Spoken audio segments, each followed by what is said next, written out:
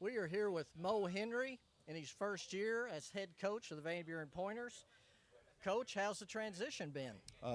It was a little swift at first. I mean, it hit me pretty fast, and a lot of things to handle before you can even start to think about the game of football. But it settled down a little bit, and I think it's starting to thin out a little bit. You had a lot of action this summer. Did you see some progress? What did you see that you liked? We did. I mean, obviously the main thing that we all has been talking about is Bryce being back healthy, and so the biggest part on the offense is how well our offense have adopted a new a system, and just being able to see him out there and run it and try to execute it. It's been a huge progress for him, and defensively, just trying to find pieces to fit in what we want to do with ourselves defensively, and also seeing progress in that. So having a little bit of it on there and can get started here in August is exciting. Because obviously, Bryce Perkins last year's a sophomore. He threw for 1,115 yards and 12 touchdowns in his first four games. Mm-hmm. You guys are 4-0. And then he goes out, and it just gets a lot tougher after you lose your quarterback. It did, and actually the week before that, we lost Andrew Hammond.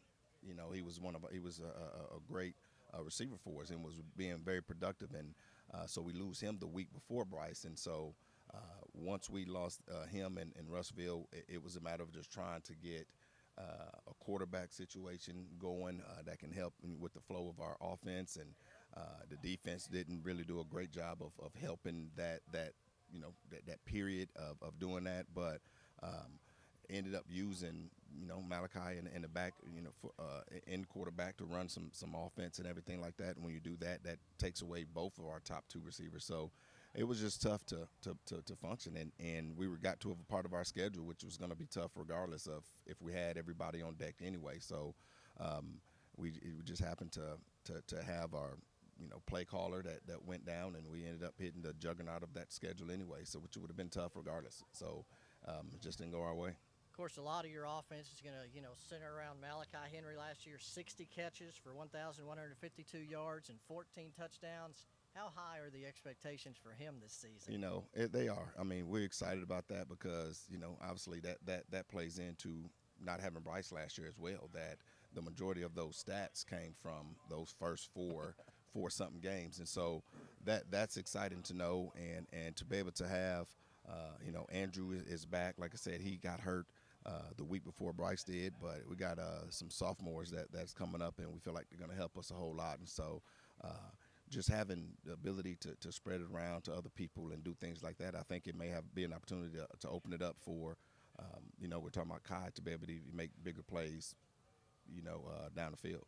Yeah, because Andrew Hammond had 198 yards receiving at a touchdown through those first three games.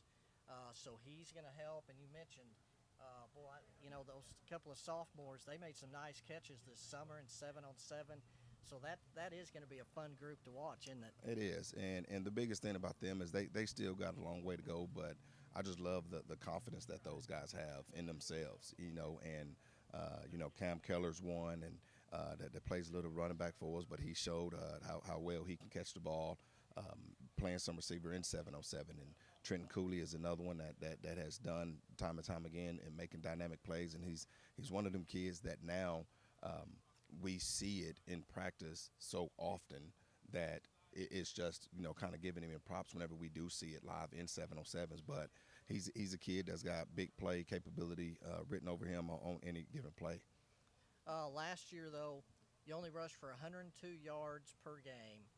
Is that something that you've got to improve on to be better? Oh, 100%, and we bring back our whole entire line. I mean, we bring in a new offensive coordinator, new offensive coordinator, but new O-line coach. And so things start off, if you know anything about those guys, the O-line, they're tight and they stick together, and they've got a bond that's hard to duplicate. But so losing your O-line coach is huge.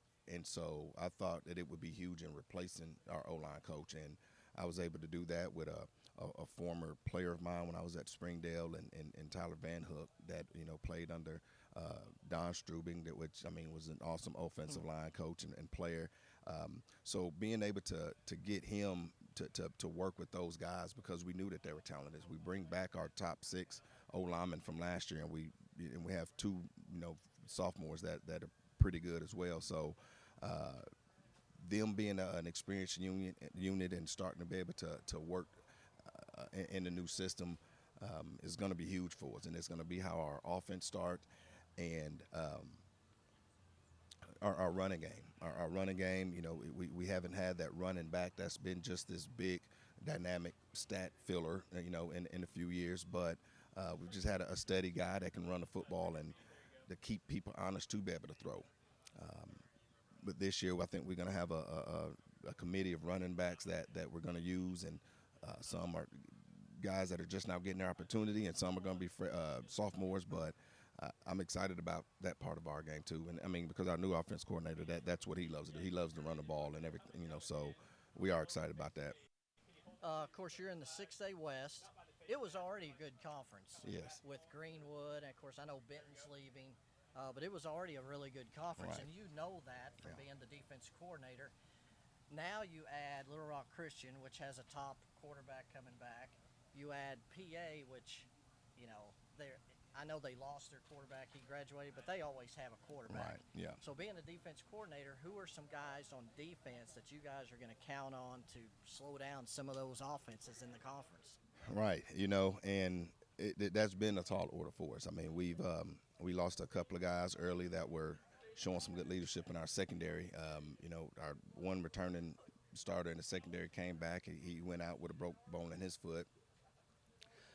Had another kid that's out with a knee injury that was starting to emerge as a leader. So that's been a big part of what I was talking about earlier, of just trying to find the pieces on our defense to be able to fill it in. But just as a whole defensive core, Grant King is someone that's been a stable guy for us for 3 years. He came in late his sophomore year and starting for us, and now he's been a 3-year starter. He's a guy that he's a state wrestling champion, and just trying to ride on that pedigree and what he's done from there, and have a mind of a champion. And he's a big vocal leader for us too defensively. So he's definitely one that we're gonna to rely on to be the catalyst of our defense.